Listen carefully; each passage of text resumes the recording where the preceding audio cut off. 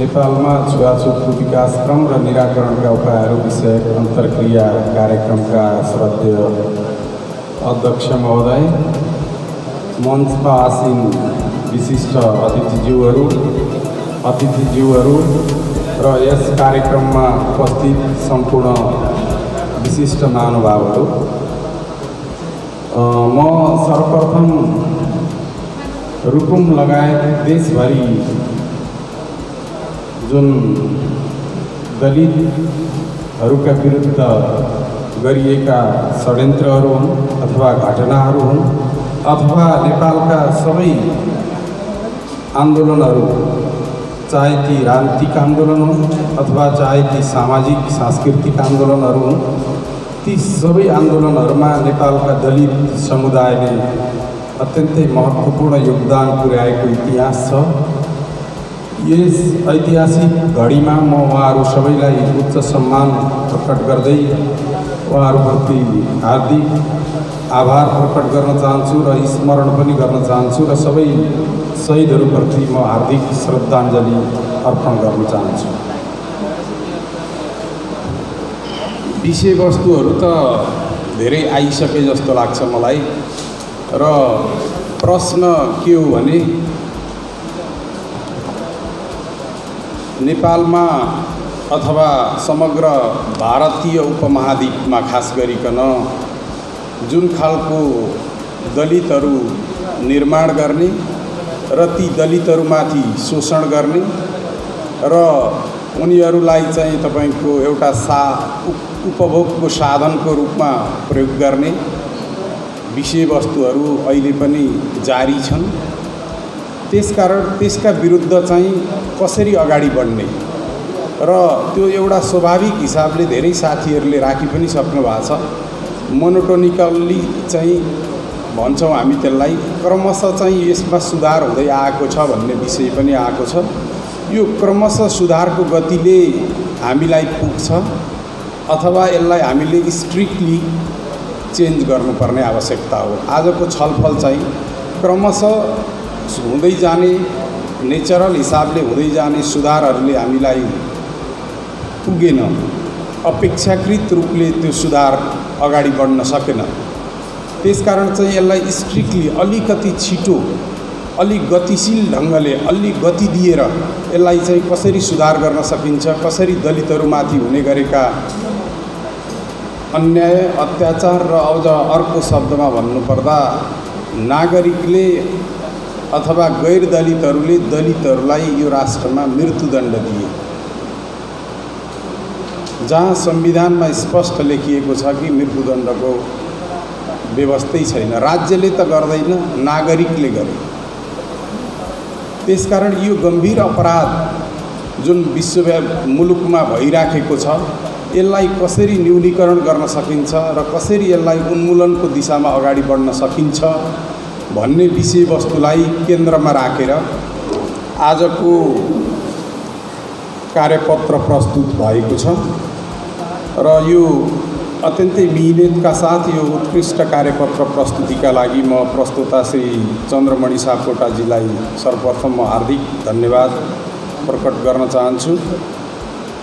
र अर्को एउटा सकारात्मक कुरा अघि पनि उठ्यो, वास्तवमै दलित छुवाछुतको विरुद्ध गैर दलितले कार्यपत्र प्रस्तुत गर्नुभएको छ। यो पनि एउटा अत्यन्तै सकारात्मक कामको सुरुवात हो भन्ने मलाई लाग्छ। जो साथीहरूले यो परिकल्पना गर्नुभयो र त्यस ढङ्गले यी क्रियाकलापहरू व्यवस्थित गर्नुभयो, त्यसका लागि पनि म उहाँहरू सबैप्रति हार्दिक धन्यवाद ज्ञापन गर्न चाहन्छु। र मेरो एउटा यो तपाईहरुले तयार गरेको ब्यानरमा चाहिँ एउटा मेरो रिजर्भेसन रह्यो के भने नेपालमा छुवाछुतको विकासक्रम, यो शब्दावलीसँग मेरो सहमति छैन। पहिलो कुरा, विकास भनेको पोजिटिभ चेन्ज हो। छुवाछुत भनेको पोजिटिभ चीज हुनै सक्दैन। त्यसकारण यसलाई चाहिँ मेरो बुझाइमा अथवा मेरो निष्कर्ष के हो भने नेपालमा छुवाछुतको निरन्तरता र निराकरणका उपायहरू भन्दा राम्रो हुन्थ्यो होला कि भन्ने मेरो सल्लाह सुझाव परामर्श जे भन्नुहुन्छ त्यो भन्दा राम्रो हुन्थ्यो कि भन्न खोजेको त यहाँहरूले मैले नि बुझेको छु हैन। निरन्तर रूपमा त्यो कुरा आइराखेको छ र त्यो तर विकासक्रम भनेको चाहिँ त्यस्तो नेगेटिभ डिरेक्सनमा हुन्छ जस्तो मलाई लाग्दैन। किनभने हामीले डेभलपमेन्टको डिफिनेसनै पोजिटिभ चेन्ज भन्छौँ। त्यसकारण चाहिँ यो चाहिँ सकारात्मक परिवर्तन भएको भए त्यसलाई विकास भन्दा ठिकै हुन्थ्यो होला। यसलाई विकास नभनौँ। नेपालमा छुवाछुतको निरन्तरता अथवा विद्यमान अवस्था र निराकरणका उपायहरू विषय भनेर भन्न पाएको भए अझ राम्रो हुन्थ्यो जस्तो मलाई लाग्छ। आगामी दिनमा साथीहरूले त्यसलाई मिलाउनु हुनेछ भन्ने मैले विश्वास लिएको छु। अब कार्यपत्रको सन्दर्भमा धेरै खालका टीका टिप्पणीहरू आए र त्यो स्वाभाविक पनि थियो, किनभने टीका टिप्पणी गर्ने नै भनेर त्यो कार्यपत्र बनाइएको थियो। त्यसकारण त्यसमा अत्यन्तै सकारात्मक कुराहरू आएका छन् र त्यसको सैद्धान्तिक पक्षहरूमा पनि पक्ष र विपक्षको रूपमा मतहरू प्रकट भएका छन्। हाम्रो समाज विकास सत्ययुग हुँदै आज कलियुगसम्मको विकासक्रमलाई पनि हामीले जाने बुझेकै छौँ र मार्क्सवादी दृष्टिकोणबाट हिजोको आदिम साम्यवादी समाजदेखि हैन दासयुग हुँदै तपाईको कर्मशः समाज विकासक्रम हुँदै सामन्तवाद पुञ्जीवाद हुँदै समाजवाद र वैज्ञानिक साम्यवादसम्मको दृष्टिकोणका मत राख्नेहरू पनि यहाँ उपस्थित हुनुहुन्छ। त्यसकारण सबैले आफ्नो ढङ्गले त्यसलाई बुझ्न सकिन्छ। त्यसमा खास विमति राख्नुपर्छ जस्तो मलाई लाग्दैन। त्यसमा के छ त भन्दाखेरि तर यी सबै कुराको निष्कर्ष के हुनु पर्यो भने सबैलाई यो प्रत्येक घरमा विभेद थियो। तर मैले अलिकति व्यक्तिगत कुरा गर्न चाहेँ। म यस्तो परिवारमा यस्तो घरमा जन्मे हुर्केको मान्छे हुँ कि मैले विभेद भन्ने कुरा महसुसै गरिनँ। म कहाँ कुनै पनि दिन कुनै पनि मान्छेलाई कुनै पनि चाहे मलाई नै किन नहोस् मैले भान्साभन्दा तल मैले कहिल्यै पनि खाएको छैन आजसम्म। र अब अफ द रेकर्ड भन्नुहुन्छ भने मेरो आजसम्म व्रतबन्ध पनि भएको छैन। बिहा भएर छोराछोरी भइसके त्यसकारण त उपाध्याय बाहुन होइनस् कि क्या हो भन्ने पनि सक्ने पनि हुन्छ होला। त्यसकारण चाहिँ म चाहिँ त्यो संस्कृतिबाट आएको हो। त्यसकारण मलाई यो विभेदको बारेमा त म जान्दछु, तर आफैले मैले त्यस्तो रियलाइजेसन त्यस्तो महसुसीकरण गर्नुपरेको चाहिँ अरू हिसाबले हुने खालका त हुने भए। तर र मैले अघिल्ला कार्यक्रममा नि भन्ने गर्थेँ कि दलितहरूलाई दुध मही दही घिउ खान दिन नहुने मान्यता जुन हिन्दू संस्कारमा छ अझ खास गरी म त्यसलाई हिन्दू संस्कार भन्दिनँ, त्यो एउटा पुरेतवादी संस्कृति छ। त्यसकारण चाहिँ हामी कहाँ चाहिँ मैले जान्दाखेरि नै त्यो ओपन थियो। त्यसकारण मेरो स्कुलिङ पनि त्यो हिसाबले आएँ म। र 3-4वटा प्रश्नहरू चाहिँ यहाँ गम्भीर ढङ्गले उठे। के उठ्यो भने एकातिर हामी सामन्तवादको अन्त्य भइसक्यो, अब हामी पुँजीवादको दिशामा छौँ भनेर मुलुक सामन्तवादबाट अगाडि बढिसक्यो, सामन्तवादको अवशेष राजतन्त्रको अन्त्य भइसक्यो पनि भनिराखेका छौँ। र सामन्तवादको सबैभन्दा विकृत रूप छुवाछुत र जातीय विभेद चाहिँ समाजमा जिउका त्यौँ छ। यहाँनिर कन्ट्रोभर्सी देखियो, यहाँनिर तपाईको प्याराडक्स विरोधाभास देखियो। अब तपाईहरुले हामीले सबैले पहिला त म यो देशको नागरिक होला अनि कर्मचारी होला अनि सिडिओ होला नि त।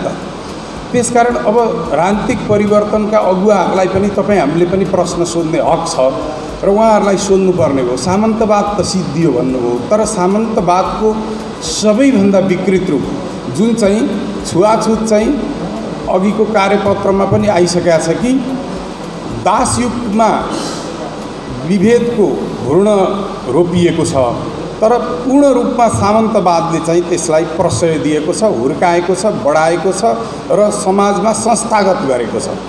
त्यो संस्थागत गर्ने सामन्तवादको एकातिर अन्त्य भयो भन्ने र अर्कोतिर आजका दिनमा पनि 5-5जना 6-6जना दलितहरूले तपाईको मृत्युवरण गर्नुपर्ने, उनीहरूको निर्ममतापूर्वक हत्या हुने, त्यो पनि गैर दलितबाट हत्या हुने, दलित र गैर दलितकै सन्दर्भमा हत्या हुने। यहाँनिर चाहिँ राजनीतिक प्रश्न पनि उठेको छ। अर्को अर्को विषय चाहिँ म यहाँहरु समक्ष के निवेदन गर्छु भने अब दलित भएकै कारणले नवराज विकहरूले त ज्यान गुमाए। अब नगुमाउने वातावरण हामीले कसरी तयार गर्ने हो? नम्बर 1। अर्को विषय चाहिँ मैले कार्यपत्रमा त देखिसकेका थिइनँ, मैले पनि लेखिसकेका थिएँ कि र मैले नोट पनि गरिसकेका थिएँ कि कार्यपत्रमा नै उल्लेख रहेछ त्यो विषय, तर मैले त्यसरी भन्दा अर्को हिसाबले मैले त्यसलाई व्याख्या गरेका थिएँ। हामी अहिले कोरोनामा हुँदा हामीलाई कति कहर छ, कति कष्ट छ। आज प्रत्येक दलित जन्मेदेखि प्रत्येक समय कोरोनाको कहरमा छ। उसलाई छुनु हुँदैन, उसँग छोइनु हुँदैन, उसले छोएको खानु हुँदैन।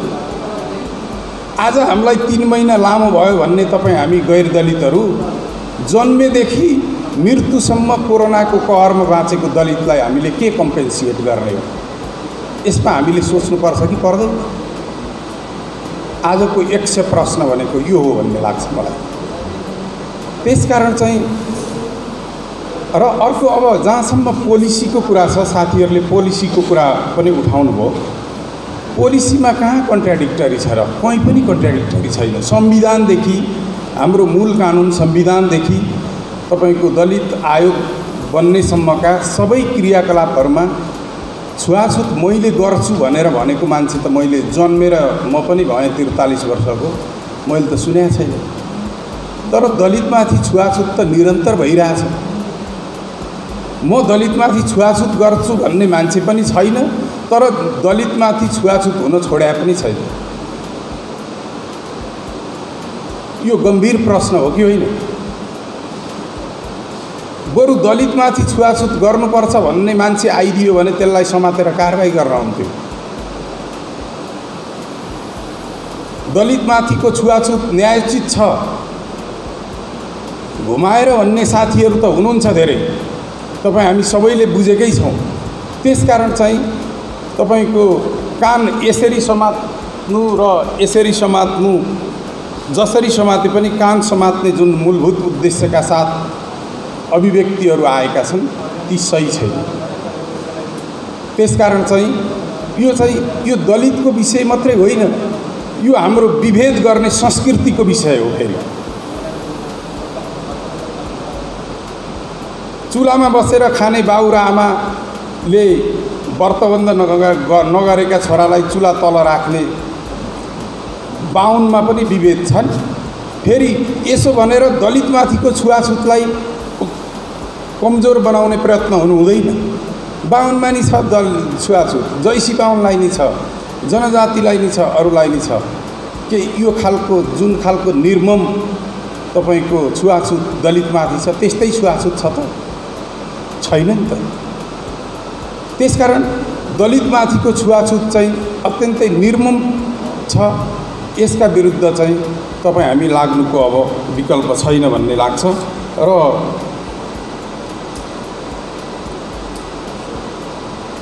अबको कार्यभार के हो त? मुख्य प्रश्न यो हो। के दलितहरू मारिरहने, दलित मार्नेहरू थुनिरहने, के थुनिएर नथुनिनु अथवा उनीहरूलाई जोगाइनु भन्दा उनीहरूलाई अपराधीलाई कारबाही गर्नु सही हो। तर तपाईको पनि मेरो पनि उद्देश्य के हो त भन्दा दलितमाथिको छुवाछुत न्यूनीकरण गर्ने हो नि त। फेरि के सबै दलितलाई तपाईँ गैर दलित जति सबैले छुवाछुत गरे दलितमाथि भने सबैलाई थुन्न राज्य सक्षम हुन्छ त? भन्दा हुँदैन नि त। त्यसकारण मार्ग के हो त? हामी कहीँ पनि कति 24.94 कि कति प्रतिशत हो म्याग्दीमा होइन दलितहरूको जनसङ्ख्या, त्यस्तै लाग्छ मलाई। 24-25%लाई 75%ले छुवाछुत गरे भने ती 75%लाई ल्याएर थुन्न सक्ने हाम्रो क्षमता छ त? भन्दा छैन नि त। त्यसकारण मार्ग के हो भन्दा ती गैर दलितहरूलाई सुधार गर्ने हो। उद्देश्यमा हामी क्लियर हुनु पर्यो। ठिक छ, अपराध गरेकालाई थुन्ने हो, त्यसमा विवाद छैन। तर अन्तिम उद्देश्य गन्तव्य के हो त भन्दाखेरि दलितहरूमाथि हुने गरेको छुवाछुत र निर्मम खालको जुन हत्या बलात्कार लगायत जुन खालका निर्मम प्रहारहरू भइरहेछन् तिनीहरू नहुन्, गैर दलितहरू सुधारी हुन् र गैर दलितहरूलाई आफू समानको व्यवहार गरून् भन्ने नै हो नि त। त्यो गराउने उद्देश्य हो नि त। कानुनको उद्देश्य पनि त्यही हो।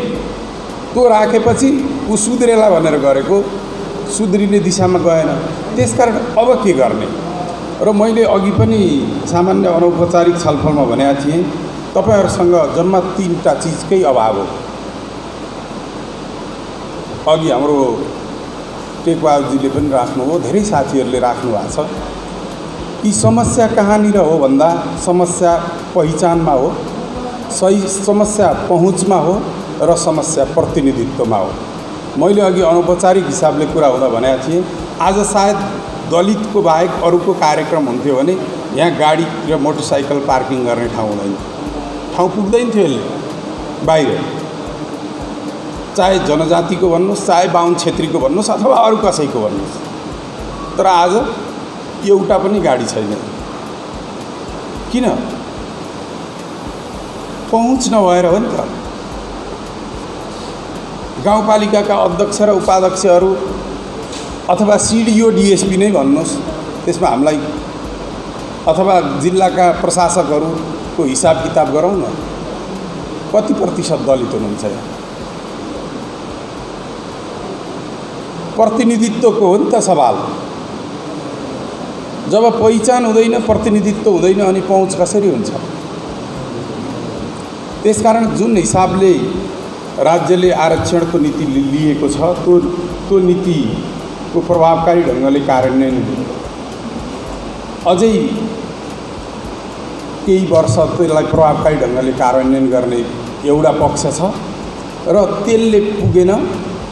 दलितहरूलाई अब सशक्तिकरण गर्ने कार्यक्रम चाहिएको छ। इम्पावरमेन्ट।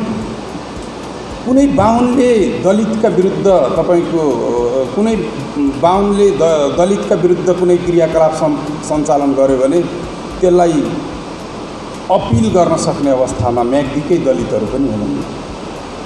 उहाँहरूलाई कसरी इम्पावर गर्ने? उनले गरेको विभेदको, उनले गरेको बहिष्करणको तपाईको तथ्य र प्रमाण जोगाउने, तथ्य र प्रमाण सङ्कलन गर्ने अवस्थामा पनि आज म्याग्दीका दलित साथीहरू हुनुहुन्न, धेरै दलित साथीहरू हुनुहुन्न। प्रहरी र प्रशासन कहाँ आयो भने त तथ्य र प्रमाण खोज्छ। जस्तो अघि साथीहरूले उठाउनु हो, मलाई लाग्छ यो के भन्छ क्वारेन्टाइनमा पनि त्यो खालको क्रियाकलाप भयो भन्ने सुने मैले पनि, पहिला पनि सुनेको थिएँ, आज पनि साथीहरूले उठाउनु। किन कारबाही हुन सकेन? सिडिओ डिएसपी कारबाही नगर्ने दिशामा भएर हो। उहाँहरूमाथि भएको विभेदको तथ्य र प्रमाण सङ्कलन गर्न सक्ने अवस्थामा हुनुहुन्न। कसरी उहाँहरूलाई इम्पावर गर्ने? त्यो तथ्य र प्रमाण जुट्ने बित्तिकै ऊमाथि चाहे जोसुकै होस्, मेरै बाउ मेरै आमा किन नहोस्, दलितमाथि त जथाभावी गर्ने छुट त छैन नि त राज्यको तर्फबाट। क्वारेन्टाइनमा समेत विभेद गर्ने। त्यसकारण यी सबै विषयवस्तुहरूप्रति हामी अत्यन्तै संवेदनशील छौँ। किन भएन त? पहुँच किन भएन? प्रतिनिधित्व भएन। यत्र पालिकाका अध्यक्ष उपाध्यक्षमध्ये एकजना मात्रै भइदिए पनि तपाईको भइदिएको अवस्थामा भए पनि त तपाईहरुको लागि अवेरनेस कार्यक्रम सञ्चालन गर्न होस् अथवा झकझक्याउन होस्, तपाईहरुलाई रिसोर्स जुटाउन कति गाह्रो भयो होला। मलाई लाग्छ यो बेनी नगरपालिकाले सपोर्ट गर्नुभएछ, उहाँहरूलाई धेरै धेरै धन्यवाद। तपाईहरुले धेरै मिहिनेत गरेर मात्रै यो जुटाउनु भयो होला भन्ने मलाई लाग्छ यो वास्तवमा।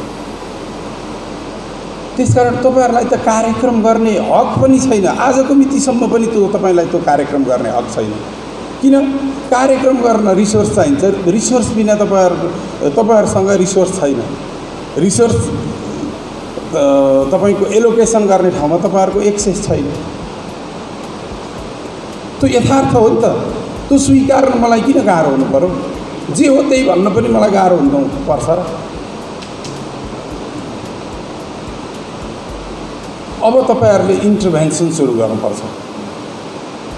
हामीसँग रिसोर्स हुँदैन प्रशासनसँग, तपाईहरुले अब हस्तक्षेप सुरु गर्नुपर्छ। मैले तपाईहरुलाई उचालेको होइन, तपाईहरुले अब पण्डितहरुलाई बोलाएर यस्ता कार्यक्रम गर्नुस्, पुरेतहरुलाई बोलाएर अब यस्ता कार्यक्रम गर्नुस्। तपाईहरुले स्थानीय तहका साथीहरुलाई भन्नुपर्छ भने हामी पनि सहयोग गर्छौं, हामी पनि रिसोर्स जुटाउन तपाईहरुको पक्षमा छौं। कोही यहाँ तपाईहरुलाई आश्वस्त पार्न, भाषण मिठो गर्न तपाईहरु साक्षीले हुन बोलिएका कुरा होइनन्। आउनुहोस्, तपाईहरु आधिकारिक साथीहरु आउनुहोस्, जिम्मेवार साथीहरु आउनुहोस्, स्थानीय तह यहाँ पण्डितहरु बोलाउनुहोस्, पुरेतहरु बोलाउनुहोस्। र अर्को एउटा कुरा, विभेदको सुरुवात कहाँबाट हुने गरेको छ र विभेदको जरो कहाँ छ, छुवाछुतको क्रक्स कहाँनिर छ, तिनलाई बोलाएर अब छलफल गरौँ। तपाईँ हामी सबै बसेर सँगै बसेर खाजा खाउँ। को मान्नुहुन्छ को मान्नुहुन्न सेलेक्ट गरौँ। नेपालमा नेपाल कम्युनिस्ट पार्टी र नेपाली कांग्रेस जो प्रजातन्त्र, लोकतन्त्र, गणतन्त्रका लागि लडेका छन्, उनीहरू अहिले यो मुलुकका मुख्य राजनीतिक दलहरू छन्। उनीहरू मुख्य राजनीतिक दल भएको अवस्थामा समेत यस्ता घटनाहरू भइरहँदा अब ती दलका नेताहरूले विचार गर्नुपर्छ कि पर्दैन? अघि सुभाषजीले भन्नुभयो, कोही धम्कीको कुरा होइन नि त। सुभाषजीले भनेको पनि दलित मारिरहने अनि दलितले त्यही भोट हालिरहन्छ, उसले पनि त विचार गर्छ होला नि त। भौतिक कारबाहीमा जाने नीति त पक्कै होइन होला तपाईहरुको पनि। त्यसकारण तपाईहरुले पहिला सकारात्मक दृष्टिकोणबाट सोच्नुपर्छ भन्ने मेरो पहिलो सुझाव हो। ठीक छ, भोलि कोही पनि आएन के तपाईको मात्रै बदनाम हुनेवाला छ? यो कार्यक्रममा नआउने, एक पटक नआउला, दुई पटक नआउला, सामाजिक अगुवाहरू हुनुहुन्छ, यहाँ सबै साथीहरू हुनुहुन्छ, उहाँहरू सधैँ उहाँहरूले तपाईहरुका बैठक र तपाईहरुका अन्तर्क्रिया बहिष्कार गरेर छुवाछुतलाई निरन्तरता दिन सक्नुहुन्छ। तर तपाईहरुको पनि सकारात्मक बल पुगेन। त्यो विषयमा पनि सोच्नुपर्छ कि छलफल चलाउनुपर्छ कि अब तपाईहरुको बीचमा पनि तपाईहरुले नजिक ल्याउनु पर्ने दायित्व भयो। ठीक छ, यो समग्रतामा त राज्यकै दायित्व थियो। राजनीतिक दलहरूले नै यसको आयोजना गरे हुन्थ्यो, स्थानीय जनप्रतिनिधिहरूले नै यसको आयोजना गरे हुन्थ्यो। त्यो तपाईहरुलाई लागेको छ, हामीलाई पनि लागेको छ। त्यसकारण ती दिशाहरूमा अब तपाईहरुका क्रियाकलापहरू व्यवस्थित हुनुपर्छ जस्तो मलाई लाग्छ। र अर्को विषय, सकारात्मक कुराहरू नभएका होइनन्, धेरै चर्चा साथीहरूले गर्नुभयो जस्तो सामाजिक क्षेत्रहरूमा अब दलितमाथि बहिष्करण गर्न चुनौती थपिएको छ। अहिले पहिला जस्तो हिसाबले सहज ढङ्गले सार्वजनिक स्थलमै तपाईको दलितमाथि तपाईको छुवाछुत जन्य व्यवहार गर्न अब कठिनाइ हुँदै गएको छ। यो त तपाईँ हाम्रो स्ट्रेन्थ हो नि त। अब त्यसैमा टेकेर अरू पक्षहरूलाई पनि तपाईहरुले अब ल्याउनुपर्छ, तपाईहरुले समेट्नुपर्छ। त्यसको नेतृत्व तपाईँ साथीहरूले गर्नुहोस्, तपाईहरुलाई हाम्रो पुरै सहयोग हुन्छ।